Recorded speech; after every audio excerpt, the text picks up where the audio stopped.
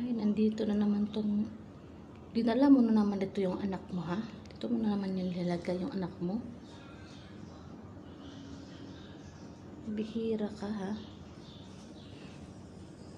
Lagi ka na, sige lang kang panganak pa. Ha? Yan guys, oh.